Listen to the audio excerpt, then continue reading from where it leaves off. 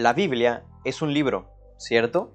Bueno, de hecho son varios libros. Por eso se llama Biblia, porque es una biblioteca de varios libros que han sido escritas por diferentes autores, en diferentes épocas y con diferentes géneros literarios. De hecho, esta es una de las razones por las cuales está dividida en dos testamentos, la Antigua Alianza y la Nueva Alianza. Es importante tener en cuenta que en la antigüedad la Biblia no tenía un número determinado de libros.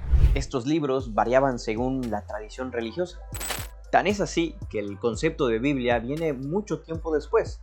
Antes se le conocía con otros nombres, como Sagradas Escrituras, Sagradas Letras, entre otros.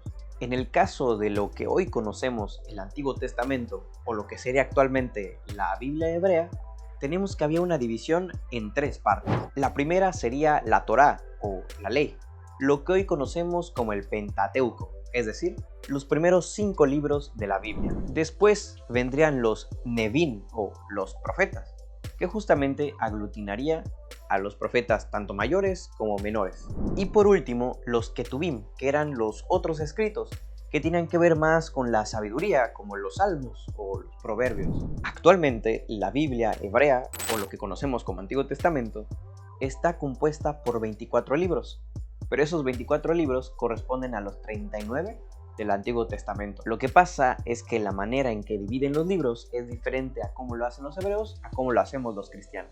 Como mencionamos, la Biblia no tiene un número determinado de libros. Los hebreos o judíos escogieron al final 39 y mucho tuvo que ver la controversia con los cristianos. Algunos libros los consideraron muy cristianos y por eso los dejaron fuera de lo que actualmente es su canon.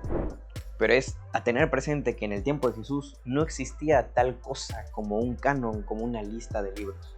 Es así que toma relevancia la llamada Biblia de los 70, o también conocida como Septuaginta.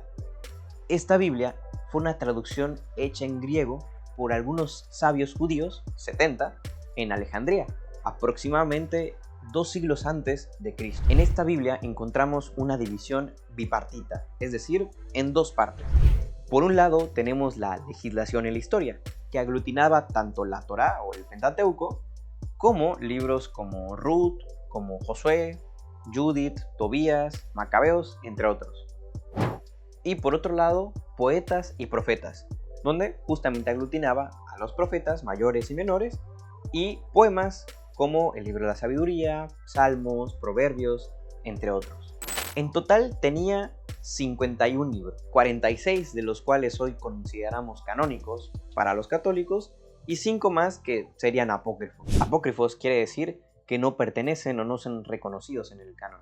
De hecho, de esta traducción del griego es donde más citas se hace en el Nuevo Testamento, directamente de la Biblia de los 70. En otras palabras, que muy probablemente quienes escribieron el Nuevo Testamento, cuando hacían referencia al Antiguo Testamento, leían esa Biblia de los 70, la Septuaginta. Ahora bien, a lo que nos compete, la Biblia cristiana, como sabemos, se divide en Antiguo y Nuevo Testamento, porque el acontecimiento de Cristo marca un antes y un después. El Antiguo Testamento es sombra de lo que el Nuevo Testamento vendrá a revelar plenamente, que es a Cristo. Respecto al Antiguo Testamento, distintas confesiones cristianas tendrán diferencias sobre su composición, mientras que en el Nuevo Testamento hay una unidad, considerando que son 27 libros para todos. La mayor controversia respecto a los libros que componen el Antiguo Testamento vendría con la Reforma Protestante, ya que tanto católicos como ortodoxos en su mayoría consideran los 73 libros como el total de la Biblia, mientras que nuestros hermanos protestantes consideran 66. Como hemos dicho, la composición de las escrituras y sus libros ha sido un proceso, no es un libro que cayó del cielo. Lo que Dios nos ha querido decir lo ha hecho por medio de seres humanos, con toda su libertad. No los usó como un títere para escribir, sino que los inspira, los movió a hacerlo. Este proceso comenzó con una tradición oral y luego una tradición que se pone por escrito. Así como Dios se hizo carne y habitó entre nosotros, tomó nuestra naturaleza, de la misma manera nos envía su mensaje por medio de personas, de seres humanos. Al final de todo, Dios es el origen y la causa, y los seres humanos que usó son los instrumentos.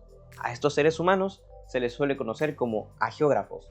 Si quieres profundizar más acerca de este tema, tienes el documento aquí abajo donde se desarrollará punto por punto todo lo que hemos comentado. Este video pertenece al curso de Introducción a Teología Bíblica. Puedes ingresar y encontrar más información en la parte de la descripción.